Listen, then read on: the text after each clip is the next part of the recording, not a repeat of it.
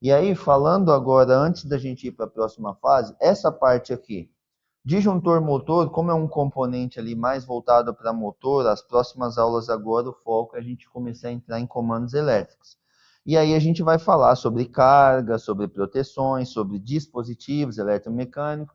A ideia é trazer na aula, próxima aula de mecânica uma base mais, primeiro, teórica, apresentar para vocês os componentes, antes da gente chegar montando no painel. Então, falar um pouco sobre motor, falar um pouco sobre essas proteções, sobre acionamento, e aí depois é a gente montar na prática. Eu vou trazer novamente esse componente quando a gente estiver falando sobre isso, mas já adiantando, esse cara aí, ele é um disjuntor térmico, beleza? Contra curto ele protege? Não. Contra curto, tá esse cara aqui, ó. Beleza? Alguma dúvida em relação a isso? Não? Aqui você vê que, apesar de não ter saído dali um terra, mas ó, tem aqui ó, o ponto terra para aterrar o motor com base naquilo que eu falei para você das massas elétricas. Beleza? Então, e aí agora falando um pouco já na análise geral dos problemas. O que vocês acharam aí da questão dos problemas? Vamos conversar sobre, antes de ir para o próximo aí. De boa, né? Era algo que não estava difícil, né? De boa, né? E aí o que acontece? Até agora olhando, né, mais de uma forma agora um pouco mais racional, né? Vocês veem que quando a gente está com um problema, cada detalhe é crucial, né? Eu tentei fazer, inclusive, primeiramente eu tentei fazer o papel, não que na nossa empresa a gente não tem isso, mas nas outras empresas aí no mercado a gente encontra. Aquele cara chato que a gente está fazendo às vezes as análises e vem com umas coisas nada a ver, ou está falando de uma outra coisa, um outro assunto, tirando o foco, atrapalha. Apesar dos problemas não serem tão difíceis, porque a instalação em si é simples, atrapalha, né? O foco é o quê? Aqui é o celular, é o futebol, é o que eu estou mostrando. Então, no nosso caso, na nossa empresa, a gente não encontra isso. Mas em outras aí a gente encontra muitas vezes colegas que não sabem distinguir ali o momento do foco ali no que está fazendo, e isso acaba muitas vezes atrapalhando. Aí o que foi feito aí, falando desde o primeiro problema? Então a gente viu ali quando vocês energizavam ali, o que acontecia?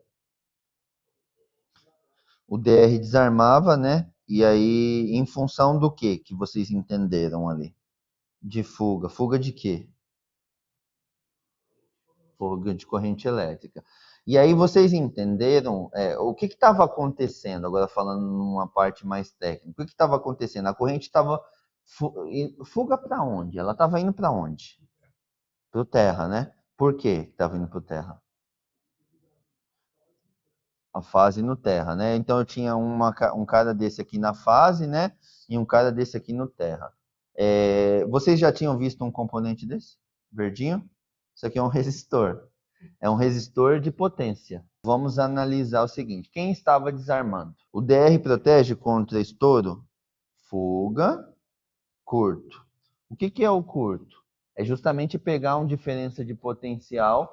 Se eu tenho uma diferença e eu encostar isso, aí eu vou causar justamente um curto-circuito. É justamente curto-circuitar os condutores.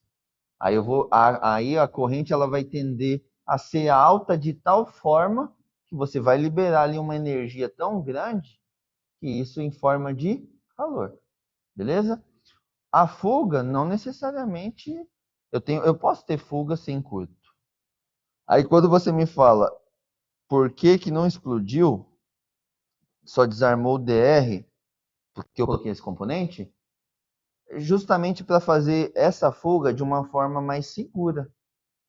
Porque se eu pego a fase e jogo direto no terra, é fuga também? Sim.